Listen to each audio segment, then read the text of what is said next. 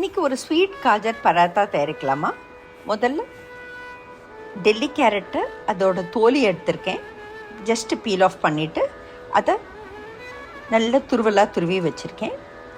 ஒரு வாண்டியை சுடு பண்ணி அதில் கொஞ்சம் நெய் போட்டு அதில் துருவி வச்சதான அந்த கேரட்டு, கொஞ்சமாக இனிப்பு சுவை தூக்கி காமிக்கிறதுக்காக உப்பு,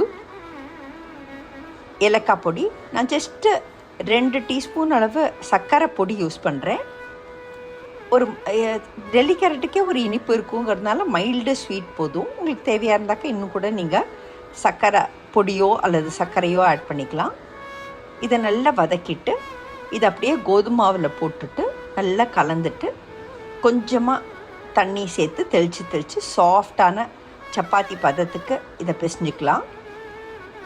இப்போது இதை பராத்தாவாக நம்ம ரோல் பண்ணலாம். அதாவது ஸ்வீட் டேஸ்ட் இருக்கக்கூடியதான காஜர் பராத்தா. இது ஒரு இன்ட்ரெஸ்டிங்காக குழந்தைங்களுக்கு இருக்கணும் அப்படிங்கிறதுக்காக நான் ரெக்டாங்கிள் ஷேப்பில் இதை நல்லா தேய்க்கிறேன். தேய்ச்சிட்டு ஒரு கல்லை நல்லா சூடு பண்ணி அதில் கொஞ்சமாக நெய்யே போடலாம். நெய் போட்டுட்டு அதில் நம்ம தேய்ச்சி வச்சதான அந்த பராத்தாவை போட்டு 2 சைடும் ப்ரௌன் ஆகிற வரைக்கும் திருப்பி எடுத்தோன்னாக்கா நம்மளோட ஸ்வீட் காஜர் பராத்தா தயார்.